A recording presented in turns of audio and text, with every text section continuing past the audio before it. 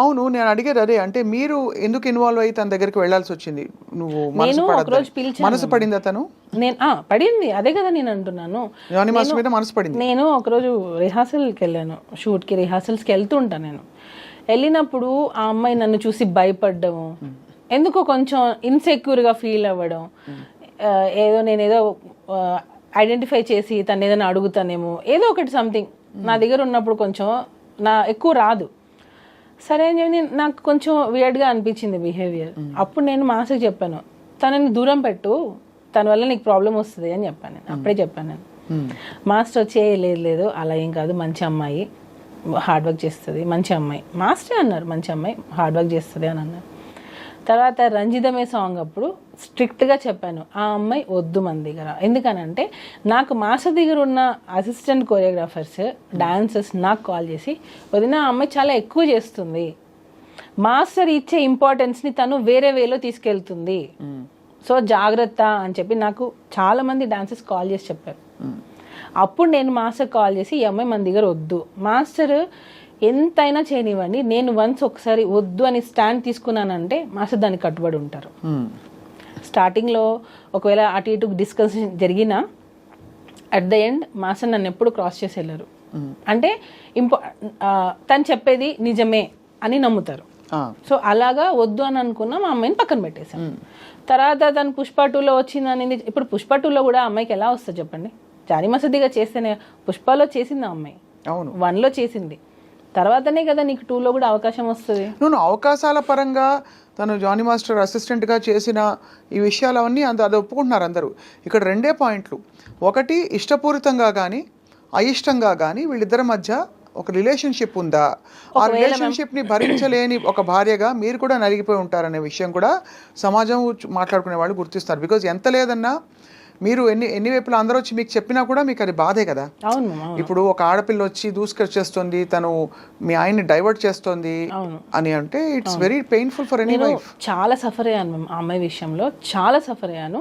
వాళ్ళ మదర్కి ఆ అమ్మాయికి చాలాసార్లు నేను కాల్స్ చేశాను, మీరు చేసేది తప్పు, మీరు బియాండ్ ఎక్స్పెక్ట్ చేస్తున్నారు, మీ కెరియర్ ఇది కాదు, మీరు వచ్చిన దేనికి, మీరు ఒక అసిస్టెంట్ కొరియోగ్రాఫర్గా వచ్చారు, మీ పని మీరు చేసుకున్నారా, వెళ్ళిపోయామా, ఇలానే ఉండాలి అని నేను ఆ అమ్మాయికి చాలాసార్లు చెప్పాను. పిలిచి మరీ చెప్పాను, ఇంటికి కూడా పిలిచాను. నా దగ్గర లేదు అసలు అలాంటిది ఏం లేదు నాకు అని అంటది.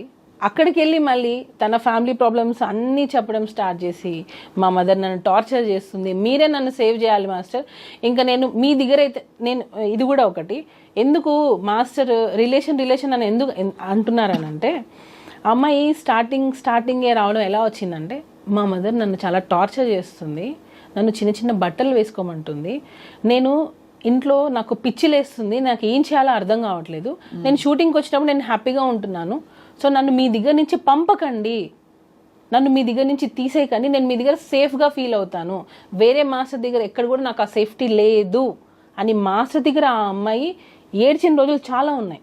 మీరు చూసారా? నేను గంగులు సాంగ్ అప్పుడు చూసాను. నేను గంగులు సాంగ్ తను చేస్తుంది, ఆ టైంలో ఇంట్లో నుంచి దెబ్బ తగిలి హెడ్కి, ఇంట్లో నుంచి దెబ్బ తగిలి వాళ్ళ ఇంట్లో ఏం జరిగిందో తెలియదు, ఇంట్లో నుంచి అమ్మాయి వచ్చేసి ఎక్కడికో వెళ్ళిపోయింది. ఈమె మాస్టర్ అంటే షూటింగ్ అని చెప్పి వచ్చేస్తుంది ఒక్కొక్కసారి. నాకు కూడా మా ఇంటికి వస్తే మా మమ్మీకి చెప్పొద్దు నేను మీ ఇంటికి వచ్చింది అంటది. ఎందుకు మీ మమ్మీకి ఎందుకు చెప్పొద్దు అని అంటే, లేదు చెప్పొద్దు, నేను బయట ఉన్నానని చెప్పాను, మీరు చెప్పకండి అని. నాకు అప్పుడే ఈ అమ్మాయి ఇట్లా ఇంట్లో ఒకటి బయట ఒకటి చెప్తుంది అని నేను అప్పుడే ఖచ్చితంగా చూసేవాళ్ళకి పేరెంట్స్ పాయింట్ ఆఫ్ వ్యూ నుంచి, చిన్నపిల్ల ఇండస్ట్రీకి ఏదో వచ్చింది, ఒక పెళ్ళైన మాస్టర్ తోటి అఫ్ కోర్స్ ఆయన మెంటర్ అయ్యి తనకి బ్రేక్ ఇచ్చిన వ్యక్తి అయినా కూడా ఎక్కువ ఇన్వాల్వ్ అవుతుందని ఒక ఆందోళన ఉంటుంది కదా సుమలత, మీకు తెలుసు కదా ఎలా ఉంటుంది. బహుశా ఇంట్లో వాళ్ళు అందుకనే ఆపేవారేమో, తెలియదు మనకి. ఎక్స్పెక్ట్ చేస్తే పేరెంట్స్ ఏదైనా పర్లేదు, నువ్వు ఎలాగైనా ఏదైనా పర్లేదు, నీ కెరియర్ సెట్ అవ్వాలని పేరెంట్స్ ఎంకరేజ్ చేస్తే, ఇక్కడ జరిగింది అదే. ఇంకొకటి, ఫోక్సో 16 years అని అంటున్నారు. ఇన్ని ఇయర్స్లో మీ మదర్కి ఏం తెలియకుండా ఉంటుందా? యాజ్ ఏ వైఫ్గా ఇప్పుడు మనం అడిగారు మీరు ఎంత సఫర్ అయి ఉంటారనని, యాజ్ ఏ మదర్గా ఆమెకు తెలీదా వాళ్ళ పిల్ల ఎక్కడికి వెళ్తుంది, ఆ అమ్మాయి ఎక్కడ వెళ్తుంది, ఏ షూటింగ్ చేస్తుంది అని తెలీదా ఆ అమ్మాయికి?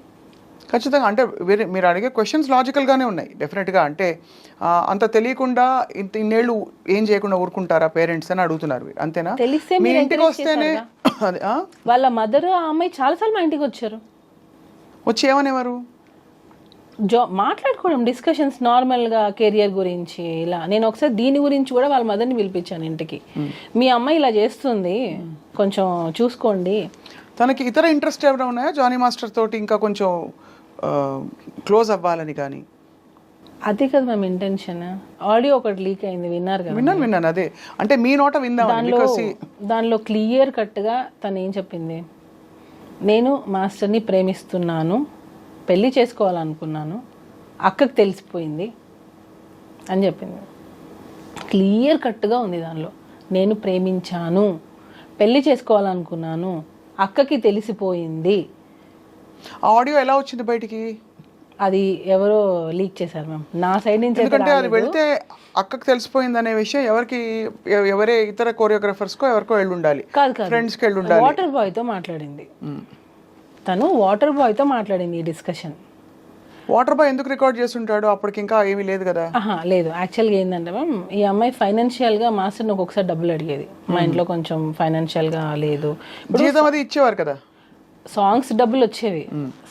కాకుండా మాస్టర్ని కొంచెం ఫైనాన్షియల్గా నాకు సపోర్ట్ కావాలి, కొంచెం వాళ్ళ చెల్లి సమ్ సివిల్స్ ఏదో చేస్తుంది, దానికి కూడా మాస్టర్ హెల్ప్ చేశారు.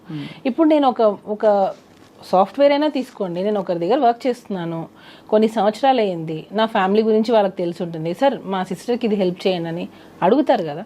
అలానే వాళ్ళ సిస్టర్కి కూడా హెల్ప్ చేశారు మాస్టర్. అలాగా ఫైనాన్షియల్ హెల్ప్ కూడా మాస్టర్ చేశారు అమ్మాయికి. ఆ టైంలో ఈ వాటర్ బాయ్ అన్న అతను అడిగాడు, వెళ్ళిపోయింది ఆమె మన దగ్గర నుంచి, వెళ్ళిపోయింది, కంప్లీట్గా వెళ్ళిపోయింది. నేను అన్నాను, నువ్వు ఏమైనా ఆ అమ్మాయికి ఏమైనా ఇచ్చి ఉంటే అది తీసేసుకో, మనకి ప్రాబ్లమ్స్ రాకూడదు. వన్స్ వెళ్ళిపోయిందంటే వెళ్ళిపోయింది. సో ఇక్కడ ఏమైనా తీసుకునేటప్పుడు ఆ అబ్బాయి, ఈ వాటర్ బాయ్ అనే అబ్బాయి త్రూ మాట్లాడి ఇచ్చామన్నమాట. ఎందుకంటే మేము ఈవెన్ మాకు అప్పటికి కేసు అవ్వలేదు, అసలు అమ్మాయితో మాట్లాడడం మాకు ఇంట్రెస్టే లేదు. సో టోటల్గా కట్ అయిపోయింది. ఆ అబ్బాయి కాల్ చేసినప్పుడు ఆ అబ్బాయి మాస్టర్ ఇచ్చుని ఉంటే అవి వెనక్కి ఇచ్చేసేయి అని అడిగాడు. అప్పుడు కూడా ఆ అమ్మాయి ఏం చెప్పింది, నేను ఇవ్వాలి అని అంటే మాస్టర్ని ఇంటికి రమ్మనండి, ఇంటికి వచ్చి తీసుకోమని చెప్పండి. అంటే నీకు హెరాస్మెంట్ జరుగుతుంది, అయినా నువ్వు ఇంటికి పిలుస్తున్నావా? అయిపోయింది ఇంకా. అంటే నువ్వు హెరాస్మెంట్ అన్ని సంవత్సరాలు ఫేస్ చేసావు, నువ్వు వెళ్ళిపోయావు, మా దగ్గర వర్క్ కూడా చేయట్లేదు, అయినా కూడా నువ్వు ఇంటికి ఎందుకు రమ్మంటున్నావు? ఇంకా క్లియర్గా అర్థం కావట్లేదా మ్యామ్? తనకి మాస్టర్తో లైఫ్ షేర్ చేసుకోవడం కావాలి, ఆ లగ్జరియస్ లైఫ్ కావాలి. ఆ మాస్టర్ ఆ పొజిషన్లో ఉన్న రోజులు తినే అసిస్టెంట్గా ఉండాలి, వేరే వాళ్ళని అసిస్టెంట్గా పెడితే కూడా తను ఒప్పుకునేది కాదు. ఇదంతా వికటించేసరికి ఇదంతా జరిగిందని మీ అనుమానం? 100% మ్యామ్. ఎందుకంటే తను వెళ్ళిపోయింది, తను ఎక్స్పెక్ట్ చేసింది తనకు రాలేదు. తను ఇంకా ఏంటంటే నా జీవితం పోయింది, నేను అనుకుంది రాలేదు, నాకు ఇప్పుడు కెరియర్ ఏంటి? మ్యామ్, నేను చెప్పేది ఒక్కసారి అంటే అర్థం చేసుకుంటే అర్థం అవుతుంది క్లియర్గా. తను ఢీ షోలో నుంచి డైరెక్ట్గా జానీ మాస్టర్ దగ్గరకు వచ్చేసింది, అంటే ఒక పాన్ ఇండియా కొరియోగ్రాఫర్ దగ్గరకు వచ్చేసింది. తనకి ఇంకా అన్ని పెద్ద పెద్ద సినిమాలే చేస్తుంది. తను కొరియోగ్రాఫర్గా, అసిస్టెంట్ కొరియోగ్రాఫర్గా పెద్ద పెద్ద సినిమాలు చేస్తుంది. ఎక్కడికి వెళ్ళినా కార్లు, ఎక్కడికి వెళ్ళినా ఇదే లైఫ్. ఆ ఏజ్లో మనకి ఏమనిపిస్తుంది చెప్పండి?